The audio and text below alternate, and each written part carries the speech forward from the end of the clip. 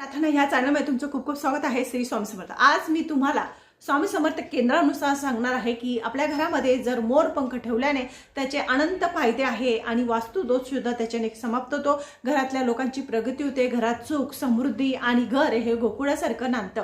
घरामध्ये पैशाची आवक वाढते. आपल्या किचनचं, आपल्या घराचं, आपल्या वास्तूतलं संपूर्ण जे वास्तुदोष असतात ते सुद्धा नाहीसे होतात. मुलं हट्टीपणा करत असतील, रागराग करत असतील किंवा एखाद्या व्यक्तीला कार सर्पदोष असेल त्याच्यापासून सुद्धा मुक्तता मिळते. म्हणून आज मी तुम्हाला माझ्या ह्या चॅनलमध्ये सांगणार आहे की आपल्याला ह्या मोर पंखाचे कुठल्या कुठल्या दिशेवर उपाय करायचे आहे ते मी तुम्हाला स्वामी समर्थ केंद्रानुसार सांगणार आहे. अगोदर पहिला उपाय तुम्हाला सांगते. जर एखाद्या व्यक्तीला काल सर्पदोष असेल आणि आपण भरपूर पूजा वगैरे पण केलेली असेल आणि त्याचा फरक तुम्हाला पडत नसेल तर स्वामी समर्थ केंद्रानुसार आज तुम्हाला हा उपाय करायचा आहे. ज्या वेळेस आपण झोपतो त्यावेळेस 7 मोरपंख घ्यायचे, आपल्या उशीमध्ये टाकायची. मोठी उशी असते बघा, त्याच्यात 7 मोरपंख टाकायचे आणि त्या उशीवर झोपायचं. रात्री 7 दिवसापर्यंत त्या उशीवर झोपायचं आणि 7व्या दिवशी ते काढून आपल्याला त्याच्यामध्ये अजून 7 काढायचे. ते 7 मोरपंख काढायचे 7 दिवसानंतर उशी घालून आणि उशी घालून काढल्यानंतर त्याच्यात परत आपल्याला 11 मोरपंख ॲड करायचे आहे. असे तुम्हाला 18 संपूर्ण मोरपंख घ्यायचे आहे आणि पश्चिम दिशेच्या भिंतीला लावायचे आहे. असं केल्याने तुमचे जे कालसर्पाचे जे तुम्हाला भरपूर प्रमाणात त्रास असेल तो संपूर्णपणे नाहीसा होतो, कमी होण्यास खूप प्रमाणात मदत होत असते. म्हणून हा दुसरा उपाय, पहिला उपाय झाला. आता दुसरा उपाय तुम्हाला सांगते.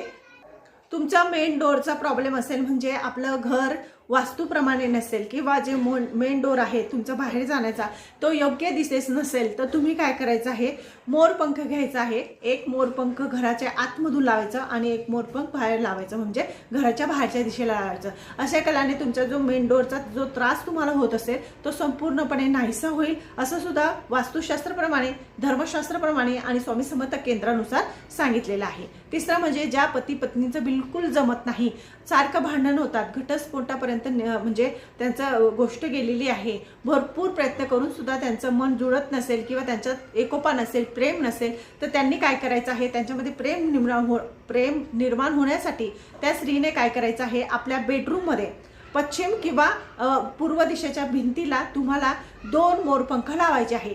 ते आणि एक श्रीकृष्णाची मूर्ती लावायची, म्हणजे फोटो लावायचा आहे फ्रेम, आणि त्यावरती 2 मोरपंख लावायचे आहे. किंवा आपला जो बेड असतो त्या बेडच्या वरच्या साईडला लावायचे आहे. अशाने काय होईल तर अशाने पती पत्नींमध्ये एकोपा निर्माण होईल, त्यांच्यात प्रेम निर्माण होईल. हे सुद्धा वास्तुशास्त्राप्रमाणे तुम्हाला सांगितलेलं आहे.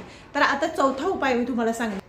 जर तुम्हाला म्हणजे राहूची महादशा चालू असेल आणि म्हणजे राहूची महादशा आपल्याला ज्यावेळेस चालू होते त्यावेळेस आपल्याला पैसा पुरत नाही, पैसा येत पण नाही आणि उगाच त्या ठिकाणी पैसा खर्च होत असतो, मानसिक ताण निर्माण होत असतो. म्हणून म्हणजे राहूची जर महादशा तुमच्यावर चालू असेल, तुम्हाला असं वाटत असेल की ह्या सगळ्या गोष्टी आपल्यासोबत होतात, तर त्यांनी काय करायचं आहे, वायव्य दिशामध्ये मोरपंख लावायचा आहे. अशा केल्याने जो राहूची महादशा आहे ती खूप प्रमाणात कमी होण्यास मदत होते. आता हे जे सगळे उपाय आहेत ते मी तुम्हाला सांगितले की वास्तुशास्त्राप्रमाणे आणि स्वामी समर्थ केंद्रानुसार तुम्हाला सांगण्याचा प्रयत्न करत आहे. आता तिसरं तुम्हाला सांगते. घरातला म्हणजे आपल्या किचन मधला वास्तुदोष, ज्यांचा ओटा आता कोणाचा पश्चिम दिशेला आहे, कोणाची कोणाचा उत्तर दिशेला आहे किंवा दक्षिण दिशेला आहे, त्यांच्यासाठी सांगते की आपल्या किचनचा जर वास्तुदोष असेल तर त्यांनी काय करायचं आहे, तर स्वयंपाकघरातला जर वास्तुदोष असेल तर नैऋत्य कोपऱ्यामध्ये लाल कलरच्या धाग्यामध्ये 1 कवडी आणि 2 पंख घ्यायचे, त्यांना बांधायचे आणि आपल्या किचनच्या नैऋत्य कोपऱ्यामध्ये ते बांधायचे आहे. असं केल्याने घरातल्या लोकांची प्रगती होते. घरात खूप प्रमाणात जो वास्तुदोष निर्माण झालेला आहे तो समाप्त होतो आणि घर गोकुळासारखं नांदत असतं. आता मी तुम्हाला सांगणार, शत्रू म्हणजे जो शत्रू आहे तो आपला मित्र बनण्यासाठी आपल्याला काय करायला पाहिजे. प्रगती होण्यासाठी आपल्याला काय करायचे, घरातल्या लोकांची, आपली स्वतःची किंवा आपल्या घरातल्या व्यक्तींची प्रगती होण्यासाठी त्या स्त्रीने आपल्या घरामध्ये आग्नेय कोपऱ्यामध्ये 1 मोरपंख लावायचा आहे. आग्नेय कोपऱ्यामध्ये 1 मोरपंख लावायचा आहे. संकटांचा नाश होतो, दुःखांचा नाश होतो, प्रगती व्हायला लागते आणि समृद्धी आपल्या घरामध्ये वाढत जाते. त्यामुळे हे मोरपंख आपल्याला आग्नेय कोपऱ्यामध्ये लावायचं आहे। आग्नेय कोपऱ्यात हे मोरपंख तुम्हाला 1 किंवा 2 मोरपंख तुम्ही लावू शकतात। जे आपली ज्या ठिकाणी आपला गॅस ठेवतात त्याच्या साईडला आग्नेय दिशा असते, त्या आग्नेय दिशेच्या कोपऱ्यामध्ये तुम्हाला 2 मोरपंख लावायचे आहेत। याच्याने घरातल्या लोकांची प्रगती होते, जे संकट येणारे असतात त्यांच्यापासून नाश होतो आणि आपली समृद्धी वाढते, म्हणजे धनसंपदा आपल्या घरामध्ये येते। आता चौथं तुम्हाला सांगते, देवघरातलं वास्तुदोष। आपल्याला आता देवघराचे संपूर्ण फळ आपल्याला मिळण्यासाठी आपल्यासोबत आपल्या म्हणजे जे आपण वाचन करत असतो, देवपूजा करत असतो, त्याचं संपूर्ण फळ आपल्या खात्यामध्ये जमा होण्यासाठी त्या स्त्रीने आपल्या देवघरामध्ये मोरपंख ठेवायचा आहे। तुम्ही भरपूर प्रमाणात गुच्छाच्या गुच्छा सुद्धा मोरपंख तुमच्या देवघरामध्ये ठेवू शकतात। याच्याने तुमच्या घरामध्ये सुख समृद्धी नांदेल, अनंत पुण्याची प्राप्ती होईल आणि केलेल्या जे देवपूजा आहे त्याचं फळ तुम्हाला भरपूर प्रमाणे 7 पटीने प्राप्त होणार। म्हणून हा सुद्धा उपाय आपल्याला करायचा आहे। चौथा म्हणजे बघा, गोकुळमध्ये वृंदावनमध्ये घरोघरी असे मोरपंख असतात, ते घरामध्ये लावले जातात।